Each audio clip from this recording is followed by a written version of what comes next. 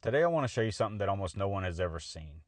Genesis 15 is not a comforting chapter, it's not a devotional chapter, and it's not a simple promise chapter. Genesis 15 is the moment Yahuwah reveals the architecture of the entire covenant system. Every layer of Torah, every pulse, every prophetic timeline, all of it starts in this one chapter. So watch how it unfolds. Because it begins with Yahuwah appearing to Abraham in the language of a courtroom.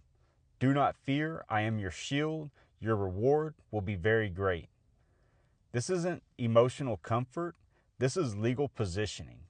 A judge stepping into the room, a defender declaring coverage, a king declaring inheritance. And Abraham responds the way any covenant partner would.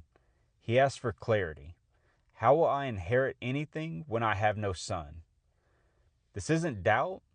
This is covenant negotiation. So Yahuwah takes Abraham outside. He tells him to count the stars. And this isn't poetry. This is cosmic architecture. The sky is the first covenant document. The pulses and cycles of creation are the foundation of that timeline that follow. Abraham believes, and Yahuwah counts it as righteousness, not because belief saves him, but because belief shows loyalty. And covenant is always grounded in loyalty. So Abraham asked for legal assurance, and now Yahuwah does something stunning. He tells Abraham to bring 5 animals: a heifer, a goat, a ram, a turtle dove, and a pigeon. So these aren't random. These are the 5 offerings that will appear in Leviticus centuries later. The temple architecture appearing before the temple exists. Abraham cuts the large animals in half, but he doesn't cut the birds. Why? Because the birds represent Eden and Modim. It represents creation and time. These cannot be severed. Temple sacrifices involve blood. Calendar and spirit do not. This is covenant engineering hidden inside a primitive ritual. Then a deep sleep falls on Abram. The same pattern as Adam in Genesis 2. The boundary between heaven and earth opens. A great and dreadful darkness falls. This is Sinai atmosphere long before Sinai. The covenant always begins in darkness before light. And now Yahuwah reveals the timeline. So your descendants will be strangers in a land not theirs. They will be afflicted 400 years. The number 400 is not an accident. It is 8 Jubilee cycles. It is covenant timekeeping. But afterward, I will judge that nation, and your descendants will come out with great possessions. This is Exodus prophecy anchored in covenant justice. Oppressors repay. Restitution is part of covenant law. And then the most misunderstood line. The iniquity of the Amorites is not yet complete. Yahuwah does not remove nations arbitrarily. He waits for the legal fullness of their sin. So covenant justice is precise. So now let's get to the climax. A smoking furnace, a burning torch. These are not symbols. These are the same 2 pillars that will lead Israel through the wilderness. Cloud and fire, incense and altar, judgment and presence. Yahuwah himself passes between the pieces. Abram does not. This means the covenant is unilateral. Yahuwah binds himself. Israel will fail many times, but the covenant will not dissolve. Yahuwah stands responsible for its fulfillment. This is the seed of the renewed covenant in Yahusha. Now, Yahuwah defines the borders from the Nile to the Euphrates. This is Eden territory.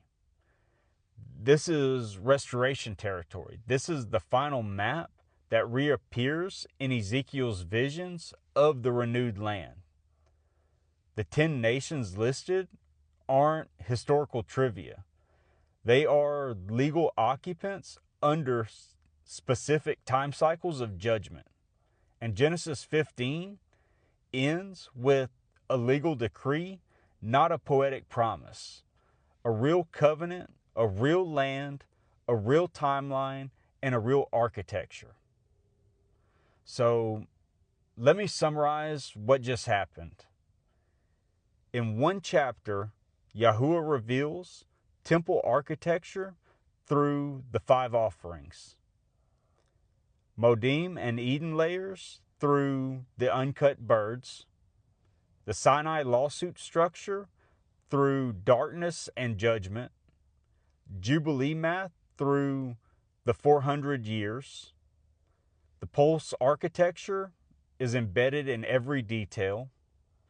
The behavioral axis through loyalty, integrity, justice, patience, and the prophetic map from Abram to Exodus to the future kingdom. So Genesis 15 is not a story. It is the blueprint for everything that follows. Torah grows out of this chapter. The prophets grow out of this chapter. The Gospels and Revelation complete what begins right here in this chapter. This chapter is the spine of the entire architecture of the covenant. So if you understand Genesis 15 architecturally, the whole rest of Scripture becomes clear. You stop reading fragments and you start reading blueprint. You start reading covenant, because Genesis 15 is the moment the architecture appears on earth. And everything that comes after is the execution of this structure. And everything in the Codex connects back to this chapter. Like Job is the earliest preserved demonstration of the covenant architecture functioning in a man who lived before Sinai protocols, showing that the system was already active and that humanity was already interacting with the Redeemer, Wonderful Counselor in Isaiah, and the Accuser long before Yahusha ever manifested in flesh. So this means the architecture we see in Genesis 15 is not new. It is a restoration of what pre-Babel humanity already lived under. Just look at the patterns. The temple layer, the Eden layer, the Modim layer, the Sinai lawsuit frame, the Jubilee math, the behavioral axes, the pole structure, the cosmic order, the heaven court scenes, the mediator, the expectation. It's all ancient. And they didn't begin with Abraham, but Abraham is where Yahuwah begins reconsolidating what Babel fractured. And Job is living inside the pre-Babel operating system, even though he is not Israelite. So that tells you that the architecture was global before it was ever national. And that is Genesis 15.